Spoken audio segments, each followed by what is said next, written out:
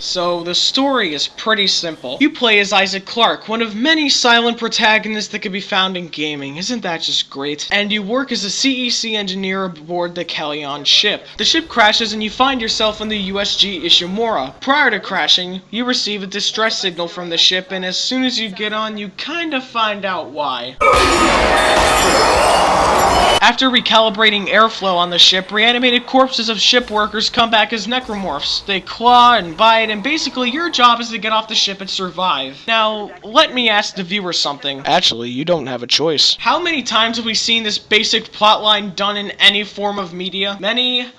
Many times. However, the way in which the story is carried out is what will affect the game in the very end. You see, Isaac isn't in this mission for fixing the ship. He's deathly worried about his girlfriend, Nicole, who was on the ship at the time of the distress signal. Even though Isaac gives no dialogue whatsoever to explain that he's concerned, the player is still convinced to some degree, I guess, that he's worried. This leads to a very heartbreaking plot twist and one of the only times in the game where Isaac emotes. If it seems like I'm dwelling on this, it's just because I hate silent protagonists in games. I'm sorry, this hate goes all the way back to Call of Duty 4. I just can't do it.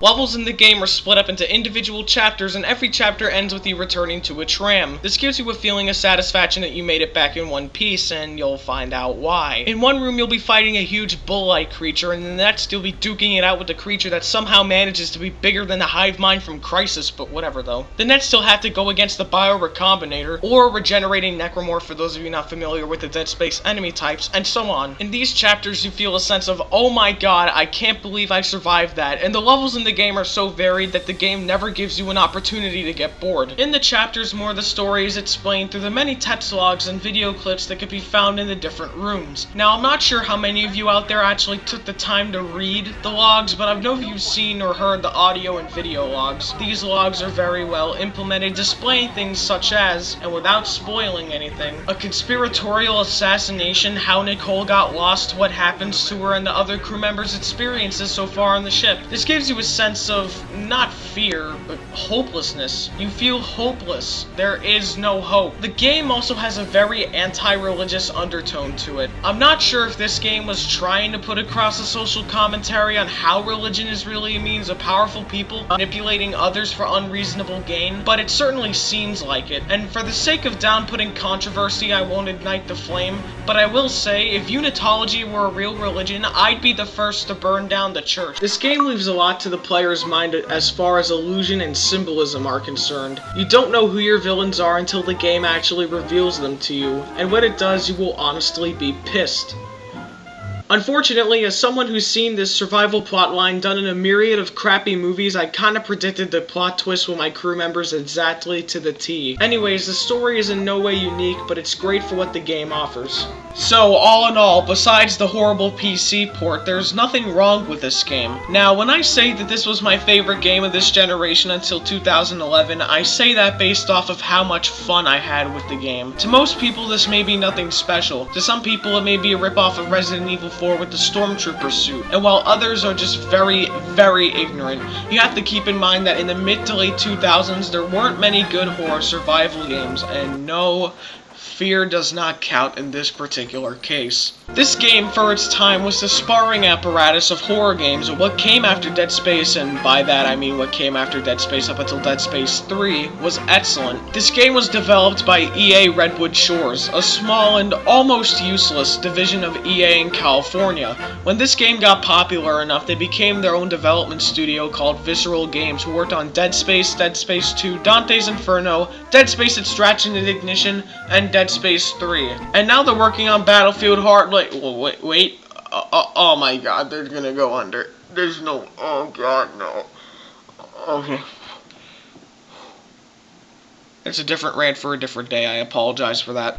Dead Space is an amazing game. The main story may not be that great, but the way in which it's told is done very well, and Visceral Games would later prove that storytelling was their niche in Dead Space 2. There's an unparalleled feeling of satisfaction you get whenever you make it back to the tram in one piece, coupled with the brilliant weapons, enemies, characters, sound designs, and the fact that this game managed to make me okay with a silent protagonist is quite an achievement on my level. Unfortunately, because the PC version of this game was released in a near broken state, I can't recommend that version because the mouse sensitivity gets crappier with a higher frame rate. At the time of this video, I used an Nvidia GTS 250, a card from around the time this game was released. That's ancient in computer times, by the way. At 1920 by 1080p, this game runs at 300 FPS on max settings. Now, I had to record this review at 720p, so I had a pretty hard time playing the game. This essentially means that if you're gonna play this and you don't have a YouTube channel, you need to record with Fraps or DxTory at a locked frame rate and delete the footage when you're finished playing because there's no frame locking software that actually exists. This annoys me so much. Super Meat Boy has this problem. There are countless games from the 90s that have this problem. I'm sure that Steam had to do a revision of Fallout because they were selling the original Fallout. It's just freaking annoying. The VSync is oddly out of place, further persisting the issue. Whereas Dead Space without the VSync would cause mouse problems, Dead Space with the VSync causes mouse problems, control problems, screen tearing, and graphics sprite issues. Menu issues, and even a crash after 14 hours of play, and I have a computer like a stallion, so I don't even know how that happened. I honestly don't know if EA released a patch for this, but this sucks. If that wasn't bad enough, from the time of this game's release, the mid-2009, this game had a simplified form of DRM that was present on any physical copy of Dead Space, that only allowed users to install the game a maximum of 5 times. They later released a patch for this, and the DRM isn't present on the Steam or Origin versions, but the people who did reinstall the game 5 times before the patch weren't so lucky. With that being said, this game is going to receive 2 scores, a 5 out of 5 on the consoles, and a 2 out of 5 on the PC. This game is perfect in every way, and the only reason I score it so low on the PC is because I don't want you guys to play it. It's unplayable, it's broken, and you can even go do some research on the issues yourself. That is exactly just how bad the PC version of this game is. I don't care if it's free on Origin, just don't waste space in your hard drive. If you want to keep it in your Origin inventory, that's fine, but until the day that someone makes a mod that fixes the mouse sensitivity, or it fixes everything that's wrong with the game in general as far as the VSync is concerned, you're going to be stuck with a broken copy of an otherwise very great game. So find this game on the consoles or buy Fraps. That's literally what it comes to. Thanks for watching, and I'll see you next time.